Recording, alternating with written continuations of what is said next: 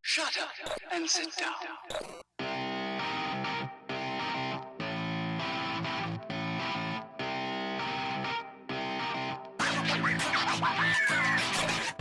Hey, and welcome to the Freja MMA podcast, where it doesn't matter if you're a casual fan or a championship fighter. Join us in our discussion about the beautiful sport, which is mixed martial arts. Hey guys, and welcome to the Freja MMA podcast. Today it's a little bit different, and we don't have a fighter as a guest, but we actually have a fighting podcast guest, I guess we could say. David Southwells, or what everyone else will probably know him as, is Davey from the 4 Ounce Gloves podcast. It's a great podcast. It's one of our local ones here in Sweden, and it's just kind of fun to talk about, the other side of MMA from our perspective. So as a podcast and as a fan, really. So check out my interview with Dave. Hey Dave, how you doing? I'm good, man. How are you? I'm doing good. Honestly, a bit tired. Been a bit of a rough week, but things are going good, man. We're gonna break it off with stop it with a great interview now. Sounds good, man. Sounds good. All right. So if you want to just for the people watching at home, just give a bit of an introduction on who you are and what you do. Yeah, it's your boy, Dave. Now, my name's David Southwells. I have a MMA podcast with my mate, Johan, called 4 Ounce Gloves. Represent. Kind of see, got to do that free plug. Mm-hmm. So we just got a podcast about MMA, all kinds of MMA, have some Swedish guests. Yeah, that's pretty much it. Do a bit of MMA training in my free time. Yeah. So you kind of came up in my podcast feed quite a while back when I was still, starting out, and I was like, okay, my angle is that I'm an English guy and I'm gonna do it with my friend called Johan, and it's gonna be like, a new kind of thing. Then I see that you're in it and I'm like, what the hell, man? Taking my idea and everything. Like, I've been reading your texts, man. Yeah, but I really like the podcast. Anyone that's watching, it is in Swedish right now. Is it gonna be changing anytime soon, That's the plan. Our plan is to start trying to grow a little bit internationally. So we'll be doing be having some English guests or English speaking guests is the plan. We'll see when that'll take. Like, basically, from the beginning, our podcast idea was actually it was going to be more of like guest based, a bit more like yours is. And then, but in the beginning, we were just getting going, kind of learning the podcast game, learning how to like build a podcast and how to like structure and that kind of thing. Then we had started like making plans, we'd start in Sweden and that kind of thing, get some Swedish guests and everything. And then Corona came because we were planning on, because my thing is, I'm from England. So, go and visit my family every now and then. So me and you were just thinking that, we just head over every time I'm gonna go, meet my family and everything. We just head over there, maybe stop by a couple of gyms, maybe stop in a few cities and just have a couple of podcasts with guests live, because that was going to be our main focus. So we'll see. Maybe we'll switch over to to more of a digital format. So where in the UK are you from? I'm from Nottingham. Nottingham. Okay. So what was that journey like? I mean, people probably heard my story before, but what was that like for you moving over? It's actually kind of a weird story. I'll try and shorten it down. Shoot, freestyle. So basically, right, my mom is born and raised in Rugby, and when she was like 8, 9, she had a pen pal in a little village called Liatorp, which is like just outside of Älmhult. Älmhult's like the place that IKEA was founded. Okay. So all during during when I was growing up, we used to go on holiday to Sweden. So we would go and visit her pen friend and everything. Sweden's got like ice skating and all this cool outdoors stuff that you couldn't do in England and everything. And then my dad was made redundant from, he used to work at IBM. So he's made redundant from IBM. But when he was made redundant, we'd actually booked a holiday to Sweden already. Everything was paid for, so we were like, whatever, we'll just go. And the place that we were staying, it was like this. It was like these an apartment hotel kind of thing outside of Elmhult.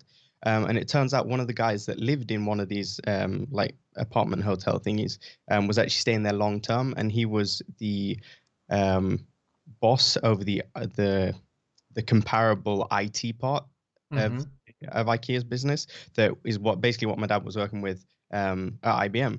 So he went, knocked on the door, and just asked if he could have an interview. Got in contact with the right people, and then literally like 10 months later, we moved here. Just like 10, 15 minutes from my mum's pen pal. So that was how we ended up here. So it's like just like crazy ton of events. So how old were you then? This was 2006. I think I was like 8. Is that right? Not sure. Something like that. Anyway, I was 8. No, yeah, I was 8, 9 years old, something like that. So I guess you picked up the language quite easily through the school system and that. Well, the thing is, in Elmhult, because it's like a really international like little village because of IKEA. They actually have a international school. So I ended up going to the international school there, it was good for me because it just let me like continue on my schooling. I didn't have to like relearn languages or anything, but it takes you longer time to learn Swedish, because basically the thing was we had Swedish classes about as much as a Swedish kid has English classes. All right. Okay. I actually ended up learning Swedish through ice hockey, because like when we moved here, ice hockey was cool, and I'd learned how to skate in England, but ice hockey in England, it's nothing compared to Sweden. So I ended up like 3 years after we moved here, I ended up just going down to like one of these hockey equipment sales, and bumped into a coach for the people that are about my age, and asked if I could just like show up and try and train, because I played all sorts of sports before, like football, basketball and stuff. So I ended up playing ice hockey. I think I was like literally the first year that I played ice hockey, I didn't understand anything, so I was just like sat quiet in the room for like the first 1.5 years, 2 years, something like that. I was basically just quiet in the locker room, just like picking everything up. And you start like learning the language just by doing like certain exercises and stuff, and you start to like pick and everything. And it was literally like after 1.5, 2 years of playing ice hockey, it just like clicked, and then it was like fluent. Yeah, it's like putting yourself in the deep end, Yeah. So for the international viewers, then, you that played hockey, try and like explain this icing thing to me, because I'm just playing NHL. Oh, by the way, if anyone doesn't know the difference between UK and Sweden on ice hockey, try play NHL with those two teams. You'll see the difference there. Oh yeah, dude, it's enormous. So basically, icing is basically just to like stop you sending the puck when you're under pressure, is my perspective of it. So basically, you've got your red line in the middle, and then you've got your 2 blue lines in between that, the offside lines. So basically, icing is when you dump the puck from behind your red line. So if we're attacking and we're going that way, and then we've got the red line in front of us, if I dump the puck before the red line, and it goes past these little tiny lines like right at the end, and it goes like past behind that, the goal. Yeah, then they'll call icing. But if I'm across the red line, they won't call icing. Basically, it's because hockey is a lot about if a certain team can have a lot of pressure in your attacking zone, and then they can just keep on going and keep on going and keep on going. So it's a lot easier to just get the puck. As soon as you get the puck, you have a puck battle or something, and you just chuck the puck down the ice. It's so much easier than actually having to skate it out or dribble it out. So that's basically the icing rule. Yeah, welcome to the Freja hockey podcast, I guess. No, sorry, a bit sidetracked there just because you said hockey. But so where did your combat sports kind of interest start? Was you interested in it before you came here, or was you still too young then? No, I was too young, and my mom is like, she doesn't like violence, So hockey was nearly like too much. The hockey was like borderline too much violence. And then basically getting into. I didn't really get into combat sports until after college, after gymnasium. Probably just missing all the violence from hockey. But I played a very I was a more of an aggressive player. I like to go around and hit people and that kind of thing. Not allowed to fight in Sweden, but if it was like if I was growing up in Canada or USA, then that would have probably been me. And then so it was just like after that, and I remember I had like this summer job, and I was put with this guy who was like going to teach me how to like do this summer job. And then he's like going on about Conor McGregor, and I'd heard about this guy Conor McGregor, in the news and everything. And he was talking about MMA and combat sports, and I wasn't really. I'm not really sure whether I even really knew the extent of what MMA was at that point. I was more like, I knew what boxing was because everyone knows what boxing was. I hadn't really like grasped the whole concept of MMA. And he's like, dude, you should come down. You should, you should come out and try it. And then it was like literally it was probably like a year later that I like finally got round to it, because they've got Vecchia Titans in Vecchia. I'd actually moved like really close to the gym, so it was like maybe 5 minutes walk to the gym, so it's perfect, like no distance at all. So I ended up just showing up there. When I first started, I wasn't actually there for long. I did maybe like 2.5 months of like Thai boxing.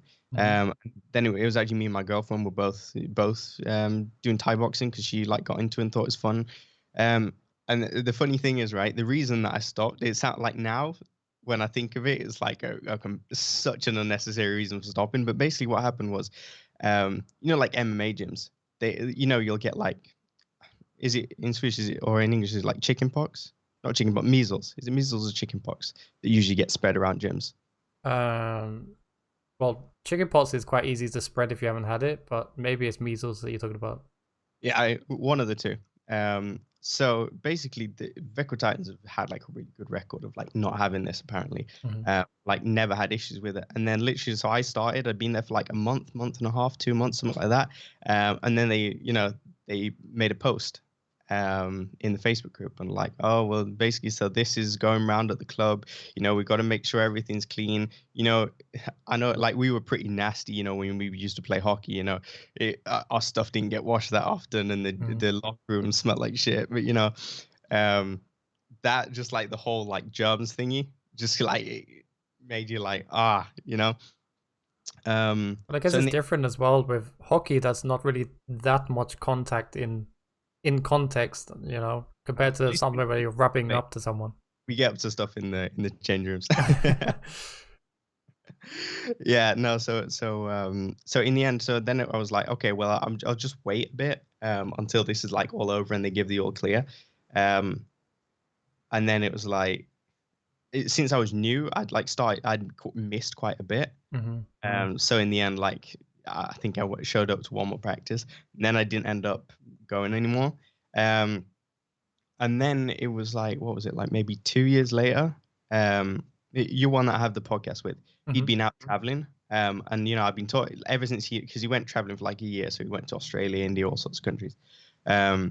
And I've been telling him, dude, when you get back, we got to try MMA, because I was really starting to get into it. That was when I like really started to watch MMA, started to watch more UFC and get, exposed to the other MMA leagues and that kind of thing. I was like, dude, we really got to try it. We'd be pretty good with it. We've got a lot of strengths, from hockey and everything. And, we're kind of, or in my head, we're used to like the whole aggressive part of, the contact sport part. So we'd probably be able to do really well. And then, so he had been, when he got back, he was like really hyped to go and get ready and like start training. And in Vecchia Titans, they have these like 2 free test weeks that you can go on. So like you don't have to pay anything. You just, you go try, you can try all the sports. You can try MMA, you can try jiu-jitsu, you can try Thai boxing. So basically, we show up to the first practice and we're doing jiu-jitsu.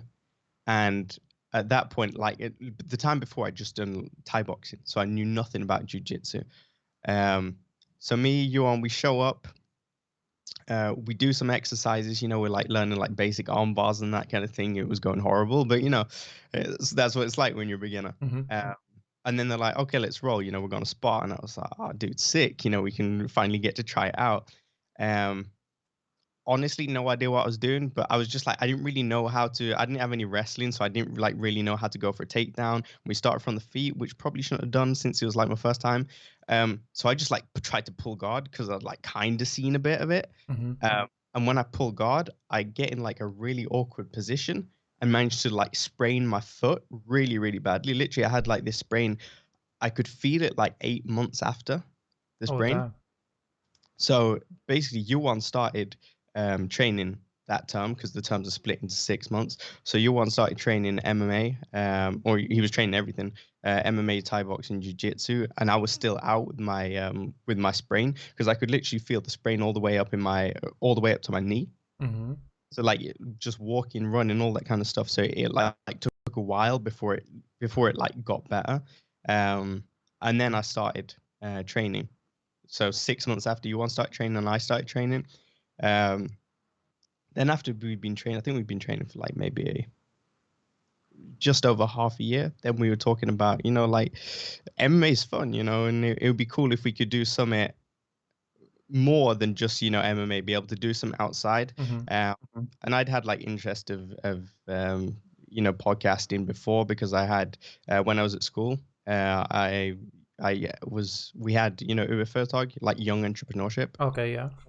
And so I was an advisor for these girls that were doing a company, which was going to be their own podcast. So that was like where I kind of got the whole like my liking to podcasting and like thinking about it'd be cool to have like my own show and that kind of thing. And so I went to Johan. He's always been my best mate. So I was like, we should try this. So that's how it happened. There you go, everyone. Got all the info in one there.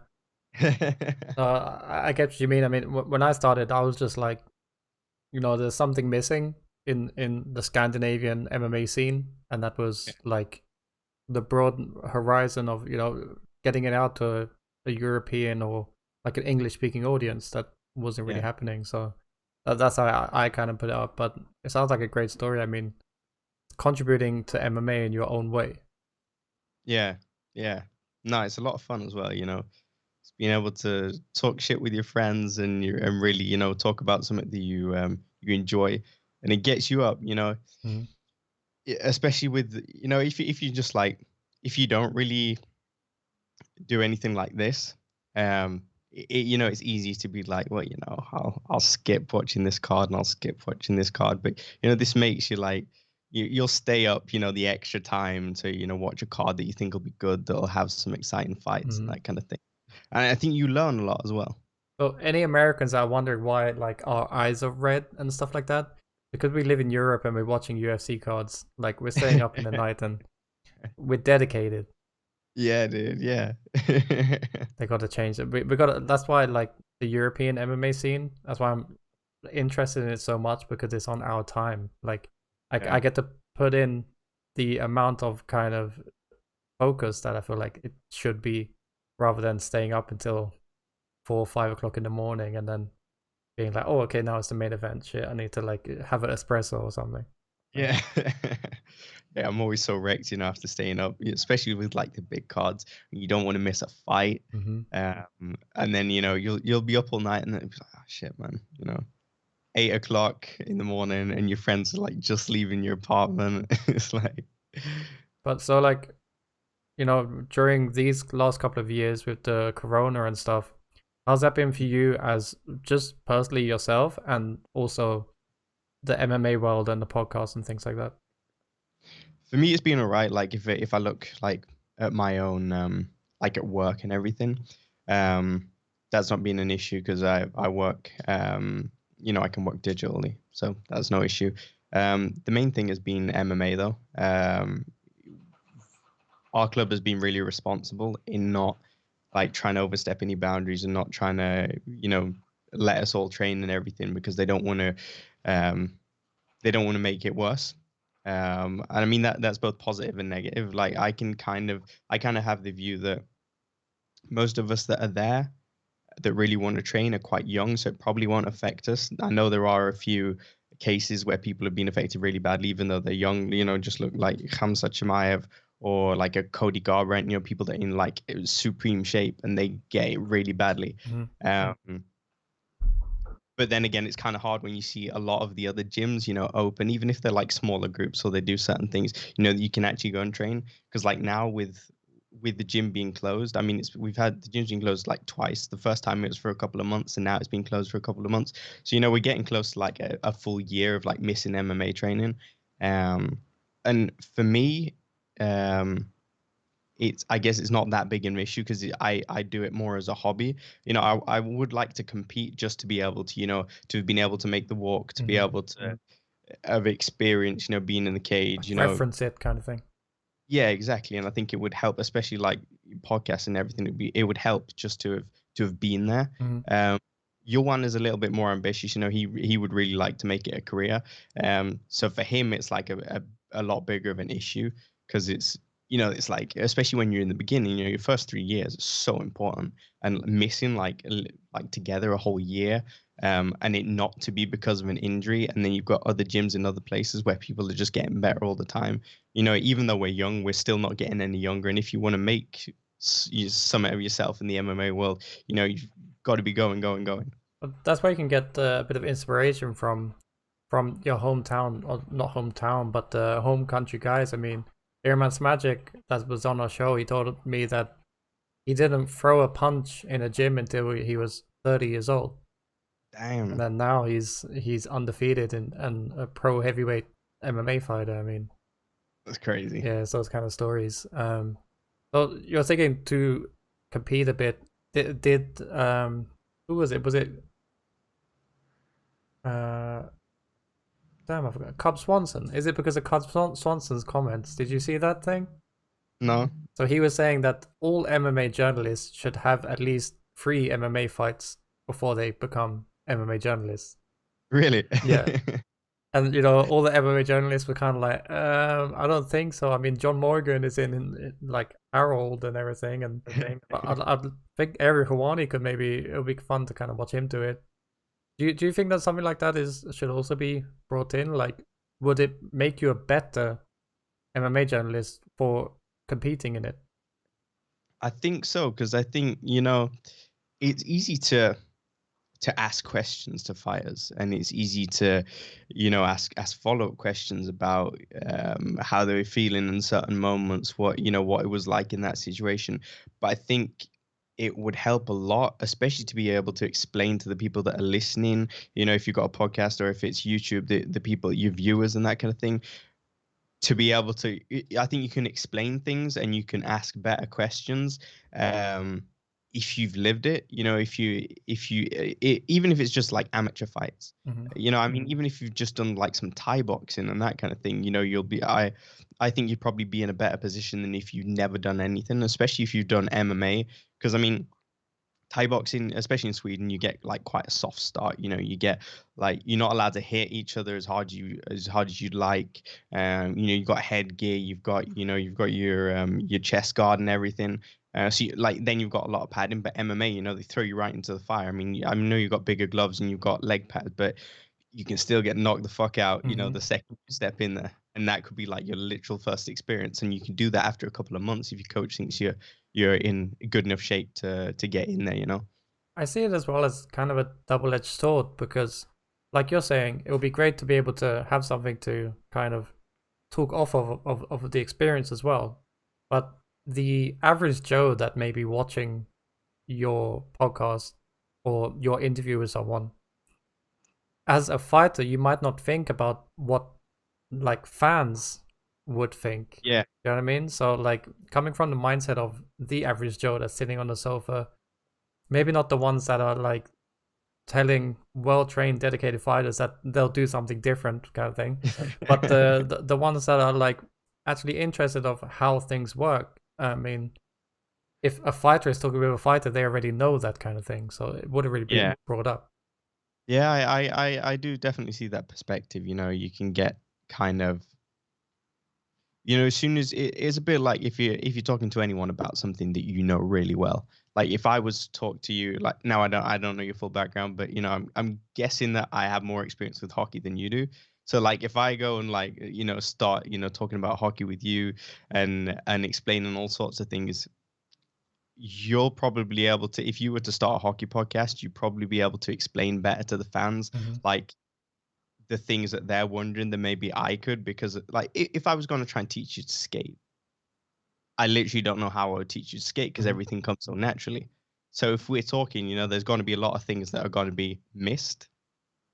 The other thing that I was thinking though is, you could just throw all the MMA journalists together. You could have a tournament. Everyone could fight everyone. Everyone would get a little bit experience, not too much experience, but at least they've made the walk. Yeah, definitely. I mean, I feel like just being at an event. I mean, there's probably people that write for Aftonbladet or name another Swedish newspaper that will write about MMA and get things completely wrong.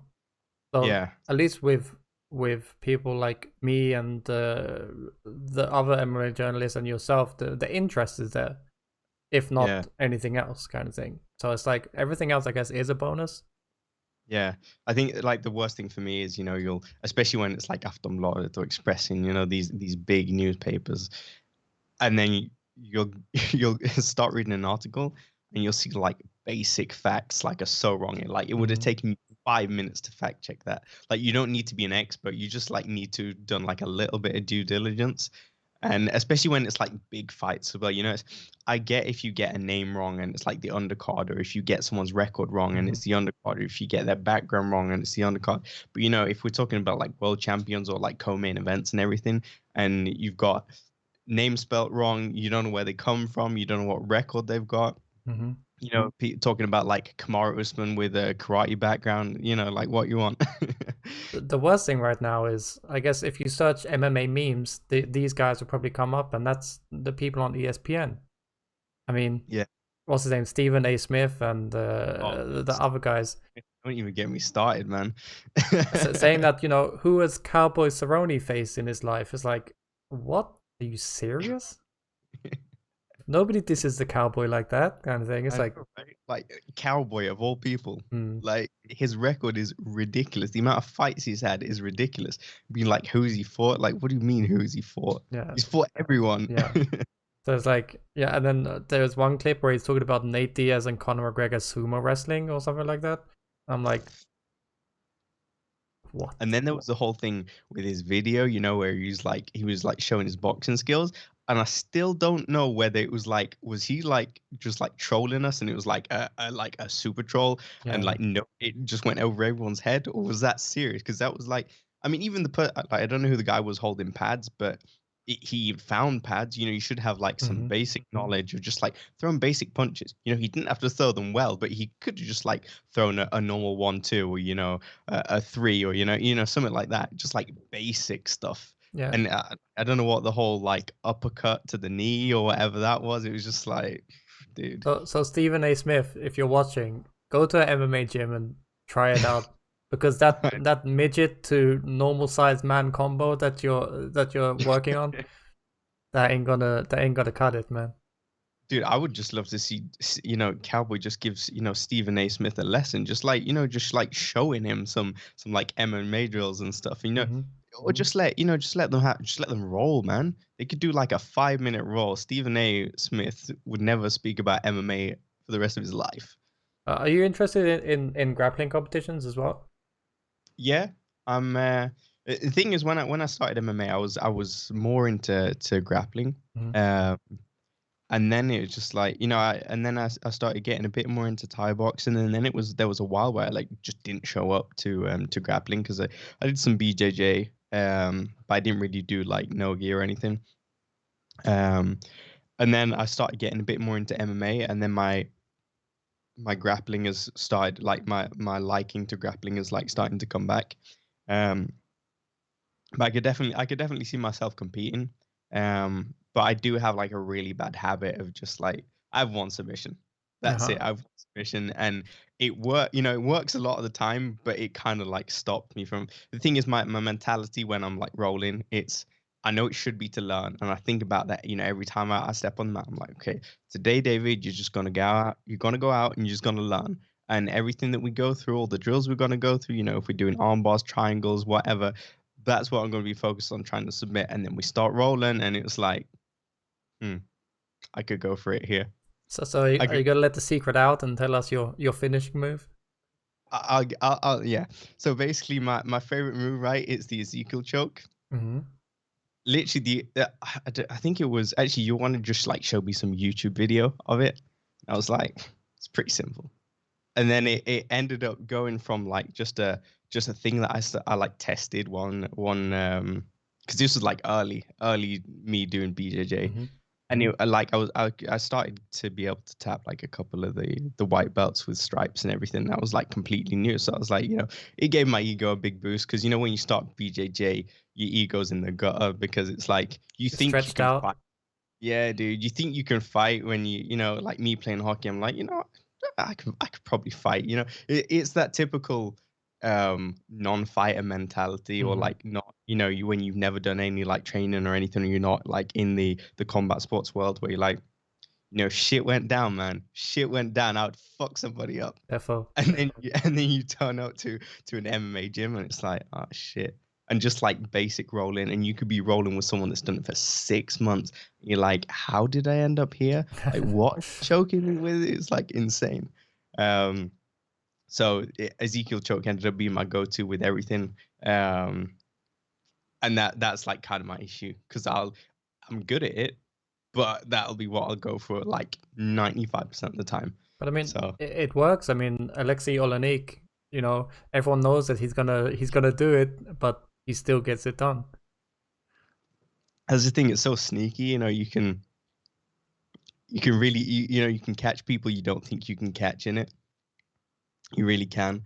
Like, a lot of people don't, as soon as you like start putting your arms around the neck, just like a lot of people think you just, because in a lot of positions, especially if you're in like a half guard or something like that, it doesn't actually feel that dangerous. I like it's nearly as if I'm just like resting my arm on your shoulder. Mm-hmm. And it's like, I don't think a lot of people think about it. They're just like, what's he doing? Because, as soon as you start extending your arm over there, you're actually putting yourself in a really bad position. Mm-hmm. As soon as you start separating your limbs from your body, then it gets really vulnerable. So if you just like start waiting and people are starting to get a bit more tired, and especially with that being like the only thing I've got, but as long as I'm rolling with someone that doesn't know me, they haven't been under much pressure for the whole round, and then it'll just be, they'll be getting the best of me, and then it'll be like, I'll go with that. Well, with grappling, especially like at low levels, I guess there's a few things that to look out for, like the heel hooks and the arm bars and the rear naked choke. So I guess you're using that to like your advantage there. Yeah, that's the thing. Like I think there's actually quite a few things in grappling where you could learn a sneaky move, or you could learn a more advanced move or something like that. And because everyone's like quite new, and the best way to get good at jiu-jitsu or grappling is just learn the basics, get really good at basics, and then put advanced moves.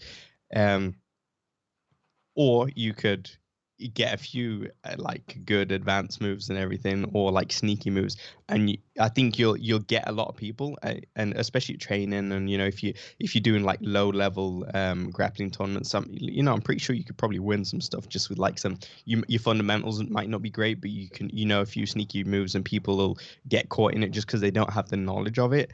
However, I think that'll catch up with you really quick. Like, as soon as you start getting to like blue belt level, and people have like a more of a knowledge of it, and just know like positions where, I could be vulnerable here, or they just like seen some stuff just because they've been in the gym long enough and they've been rolling with higher belts, so it'll catch them in like some unconventional stuff.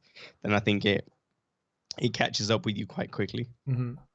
I wanted to ask you about grappling because I've been a MMA fan for quite a long time. Don't want to go back with the dates because it'll show everyone how old I am. But so I started watching a bit of grappling events like Quintet and Chael Sonnen's Submission Underground and things like that, and they're good, man. And what kind of is disappointing as well is that when you go to MMA events or you watch MMA with fans or casuals, as people like to call them, or anything like that, when the grappling happens, you do hear some people sighing and, oh, here comes the boring stuff and everything. How do you feel about those kind of people?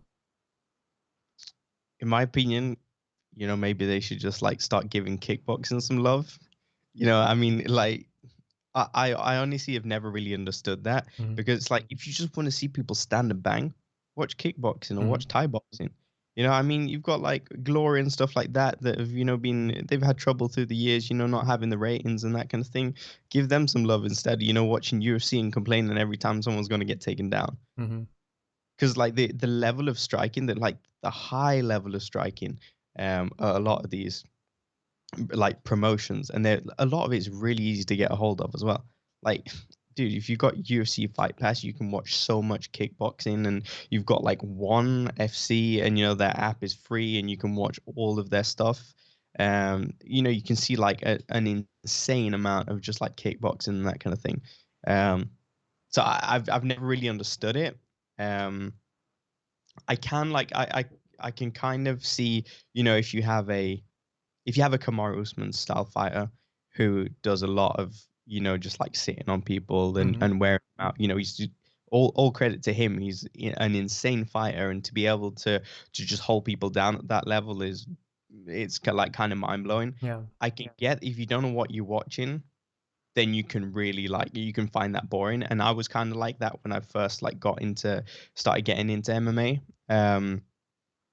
But my biggest issue is when, as soon as it's like grappling, like if you watch like a Charles Oliveira, or you watch a Tony Ferguson, someone that is like super active on the ground, people are like still booing. It's like, like, this is insane. Like, you don't understand how good it is, especially when you see like Charles Oliveira's last fight, and you see the way he's just like dominating on the ground, and you're thinking like, the fact that he can do this to someone that's a trained fighter, a really good fighter, and someone that is very, very good on the ground, and you just like kind of like can manhandle them, and they can transition. And I think like the longer I'm a fan of MMA, and the more I train MMA, that is one of the things that I guess I kind of appreciate that more, and would nearly more, or would rather see that kind of fight nearly, where it's just like an insane level of grappling. Because I mean, like, a big knockout's fun. Like, I love Francis Ngannou. I could watch him 24 hours a day knocking out Alistair Overeem. But just like, if we just look at people that maybe don't have that insane power, but there's good knockouts and that kind of thing. I mean, that's fun. But I kind of guess once you've seen enough knockouts, like normal knockouts, the dopamine kick isn't as high. Yeah. But once you start watching a lot of grappling, it's just like, oof, like, damn, that was a crazy transition, or that was a crazy, The crazy thing as well is you'll have someone like Francis Ngannou who has that one punch knockout power, and then you'll get someone like, let's say, Stipe, or maybe Vadum, or someone like that can grapple like at quite a high quality. Yeah. Bringing that guy down and controlling him for 3-5 rounds, that's fucking tough. But people will watch it and be like, oh, we wanted to see Francis Ngannou hit someone, but we didn't get to see it. Like, it's such a strange world. Yeah. No, it's so weird, man. So weird. And I was telling a lot of people about people like Bryce Mitchell, and like, what's that guy's name?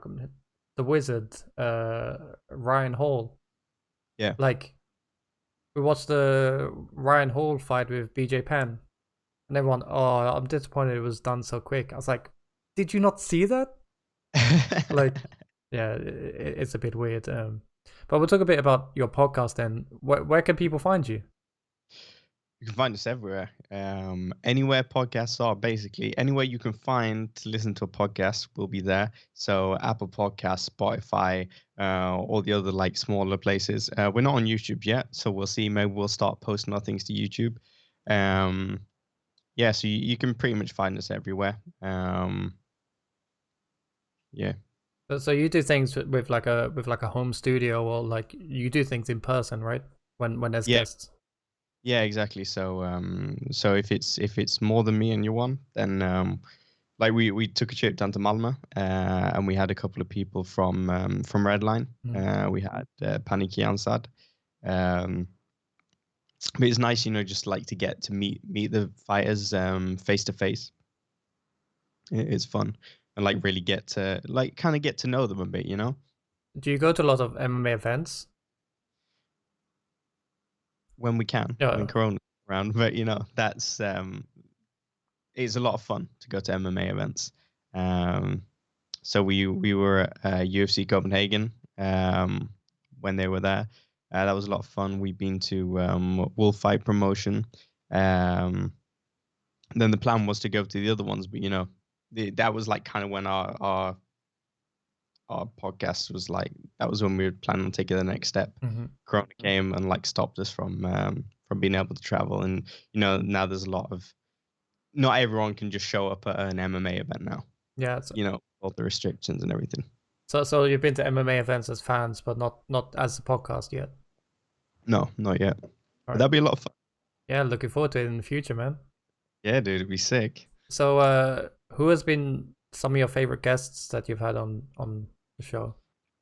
I would say probably all of them. That's a good pick, a safe pick. That's a safe pick. Panic Jansen was a lot of fun because she, just like to get to talk to someone that's been at the top level. I think like just like anyone that's been at the top level of anything, whether it's someone that has like a company that's doing really well, or like some kind of music artist or whatever, or like an athlete that's just at the top, just to see like how they carry themselves, like mindset and everything. I was me and Johan, we went to hockey gymnasium in Tingsryd. Tingsryd's like biggest star is Oliver Ekman Larsson, and he's captain in an NHL team. And when you talk to him, there's like those kind of people have an aura, and it's like the same when you meet Panik Jansad. She has an aura, someone that's actually like they've worked that hard and they've worked for years and they've just been grinding and grinding and grinding. And then you're talking to someone that's literally the best in the world at what they do. Yeah. No, so that was a lot of fun. Yeah, I completely understand it. I mean, the guests that come on to this show, like, first of all, I feel like I have to apologize that we're not the most professional or anything, but that you actually see that the people that may be inspiration and superheroes to some are just regular people that do just enjoy a chat. Yeah, no, definitely. That's one of the other things that is weird. As soon as you meet someone like that, like I said, they have an aura, but a lot of them are very normal as well. A lot of them like really, really down to earth, and it's like you can nearly not put them together as the same person. It's like the Panikian said in the UFC. It's like it's weird when she's like sat there right next to you, and you're just having a normal conversation, and then it's like, and then the next day she's in the cage beating the shit out of someone. It's like, yeah, it's crazy. Okay, so you don't have to give any names here, but what has been maybe your worst experience with someone going through the podcast? I don't really think we've had any like bad experiences like that. It's like probably our worst experience. That was probably it was connected to a podcast, but it was before the podcast. So basically, that would actually be Panik Jansad as well. So we went down to Malmö, right? And we booked to have the podcast with her on the Friday night. And then me being a time tidsoptimist, we were just like, so I wasn't really like planning. I didn't think it would take that long to drive from Malmö or drive to Malmö. So, it doesn't usually take that long, but after you've packed the car and everything, and you got to find the hotel, you got to find parking, and the underground garage was like super tight and took an age to get the car in the garage and everything. And then we were putting all the stuff together. And so basically we kind of like stressed everything together. And then I get like a message that she's coming and everything. And so we bought like some snacks and we bought drinks and everything. Such a pro. And had like all that in the in the fridge. So she comes in, it's like, oh, hi, how you doing, everything. And we went through, what the podcast will be like, how we're going to set up the structure and everything. Would you like something to drink? We've got like energy drinks here, we've got snacks here. And she goes, yeah, I'll have a cup of coffee. You're like, or a cup of tea, actually, that was the thing. And I'm like, yeah, I don't know how to make coffee or tea. I know I'm 23 years old, but I've just and never. English. You hear that, everyone? And English, dude. It's like I've never like grown up. I've never gotten to the age where coffee, tea, none of that. And then so I'm like thinking, well, Yuan, he must know. So I'm like, oh, Yuan, can you fix a drink? And he looks at me blankly. And he's like, I don't know how. So we're like, you guys are looking up nearest espresso house, like. I know, right? So here she is, like, UFC fighter. We thought we were ready and everything. We managed to, get all our stuff together, and literally like such a basic thing. And she must have been thinking like, these are like the worst amateurs, dude. Like super unprofessional. Like can't even get me a cup of tea or anything. So in the end, we even this crazy thing is we had one of these like Nespresso machines. Oh yeah. Capsules and everything. So we're like, dude, we'll figure this out. Couldn't find the plug to put the machine in. And then we finally found the plug. And then it was just like, we just couldn't like figure the opening. And she's like, it's fine, I'll do it. So anyway, so she ended up like making a whole tea herself. And that literally, it probably took us like 10, 15 minutes before we could even get a drink. So that was like super embarrassing. Like our first like proper big guest of the show. It's like, fuck, man. You should have stepped it one further and just asked her, oh, could you make me one as well? I'm just saying that because especially like me that, has probably sent hundreds of messages to fighters from all over the world to kind of come on. I understand the ignore and the blankingness. The ones that really annoy me are, give me your numbers, like what's your reach, give me your numbers kind of thing. Because I'm like you'll see our numbers kind of thing, but it's like if that's really something that you super care about, then that's on your side to also promote it, you know what I mean? Yeah. And I got some people that's been like, oh, are you gonna put money into advertising this over the world kind of thing? I'm like, what the hell? Like, you ever get asked for money though? No, not yet. I know those who we should stay clear of. Conor McGregor, SPG. But I've just heard that sometimes money does have to exchange hands to get to those kind of huge stars. Yeah. But a bit of a strange one, I think. Yeah. Because all in all, it's promotion of themselves. I mean, I've said probably countless of times, if I could do a podcast and not be in it, I'll do it kind of thing. But someone has to be the mediator, right? Yeah. No, but I guess that's a lot of thing. A lot of it is just about like having the platform, and especially like podcasts, it's perfect just having like a long format to be able to talk about yourself. I mean, who doesn't like talking about themselves, I mean, I get it. But I like the way that your podcast format is as well, because there are other podcasts that are like wacky and zany and got the jokes and the sound effects and everything, but you're kind of straight to the point. It doesn't really feel like it's a completely set up question to question interview, but it doesn't really feel like it's a completely freestyled one either. So no. What's your mentality going into these? That would be like we kind of know where we want to go in a conversation. So basically what I do is I don't like just like writing down questions, because if you just write down questions, it'll just be like, oh, Reza, where were you born? Or Reza, what year did you start doing MMA? Or Reza, when did you do this? When did you do this? So basically what I do is I actually write down like, these are the things I want to know. So I'll just like write a word. I'll be like, okay, I want to know this. I want to know this. I want to know this. I want to know this.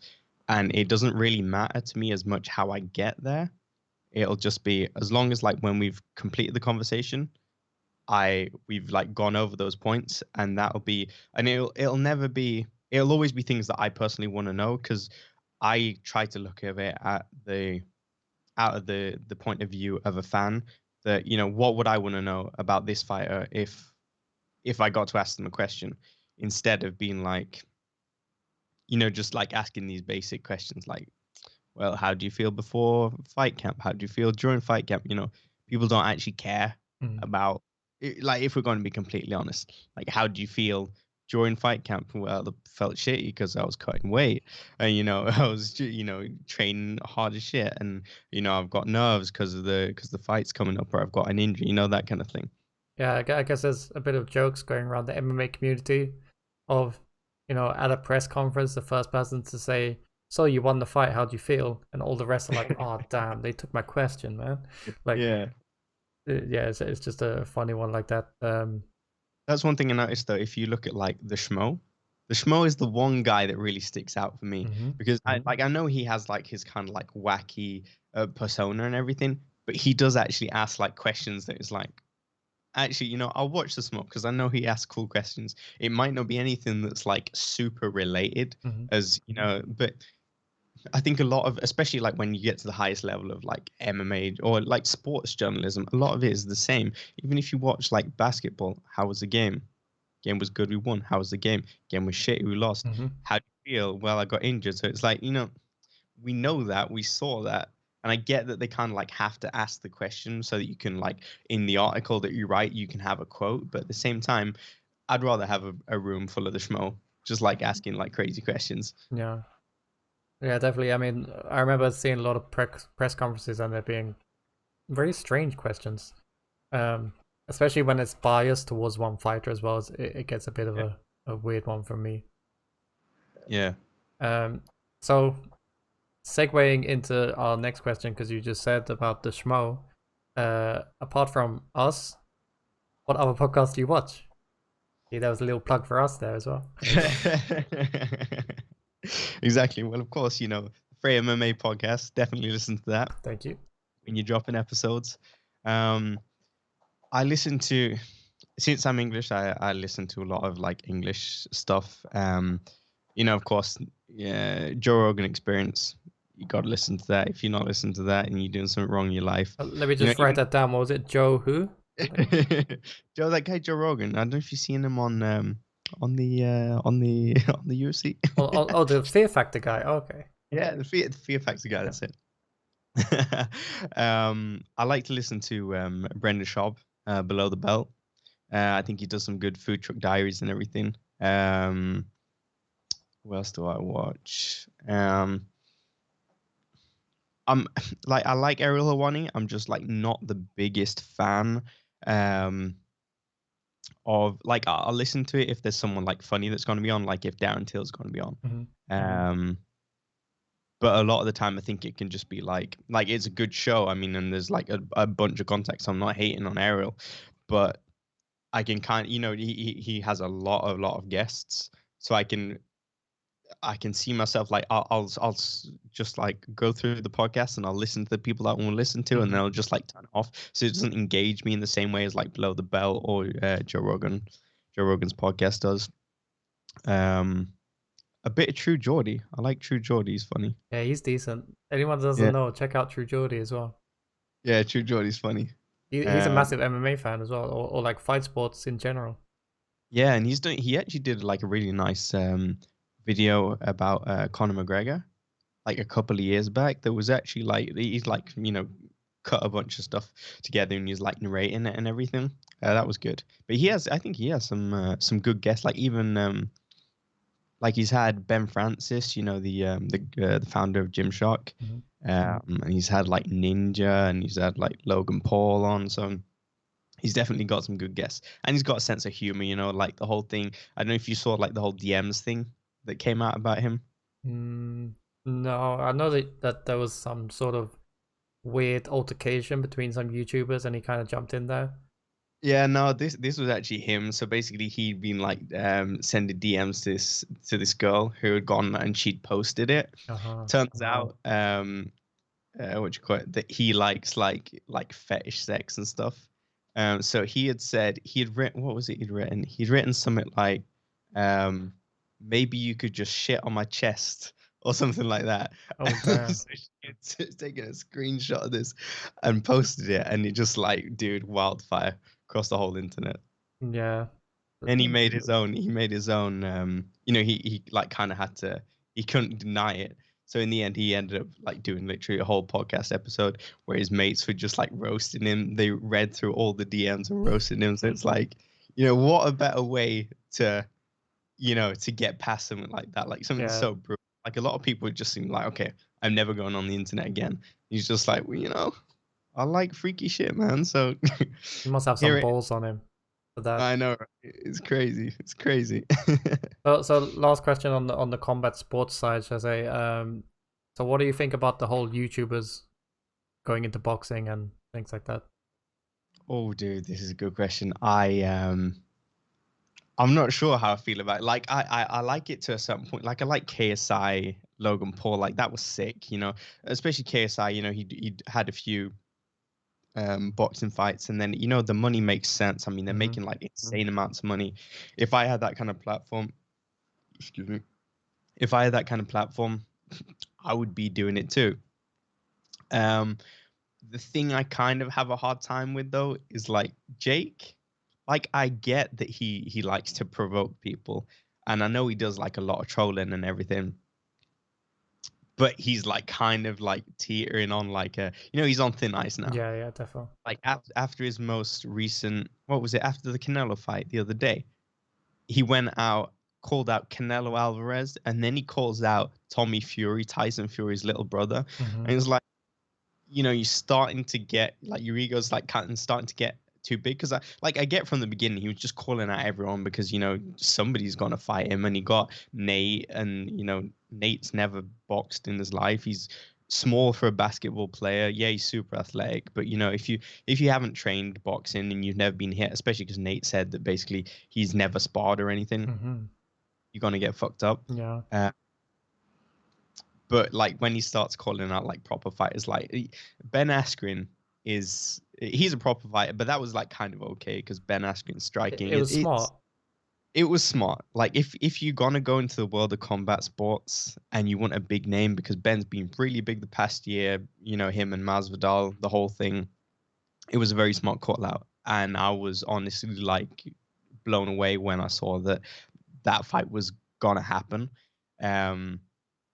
But it's the perfect fight. Like, you've been boxing for a few years. He's pretty big. He's athletic.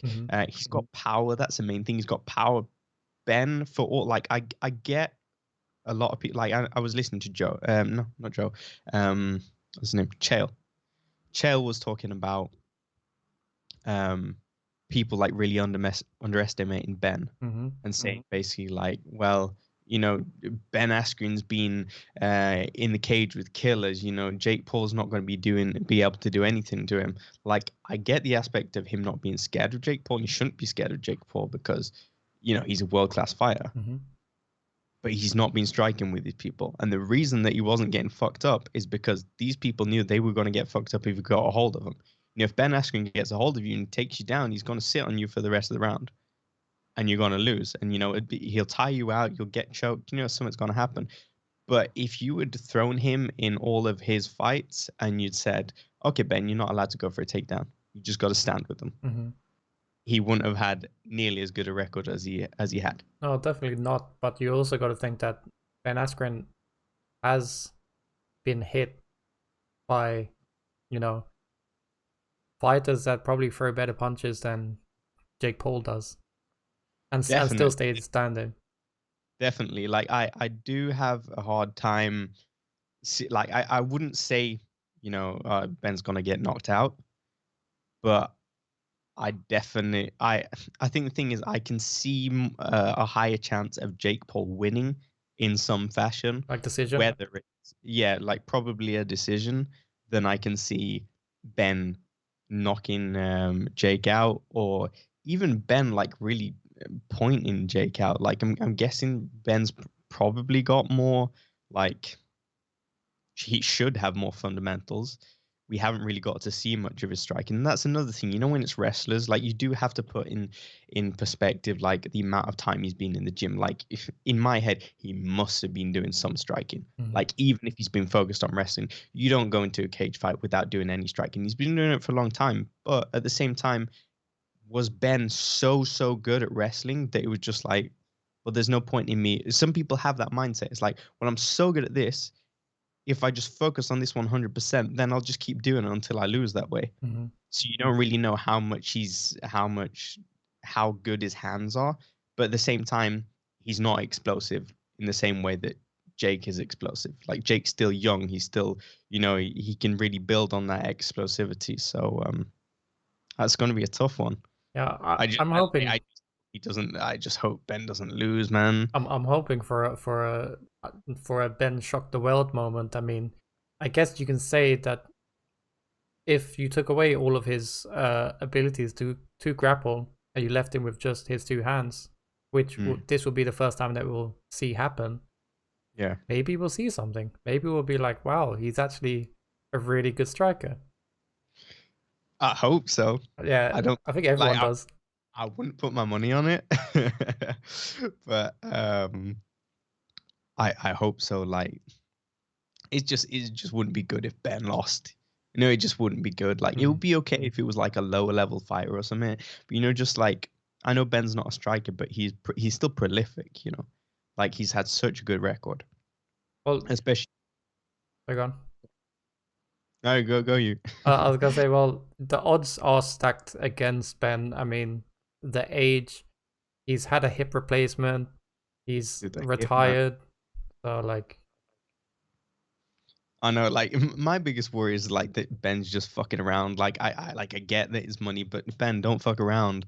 Like, you know, we're talking about culture here.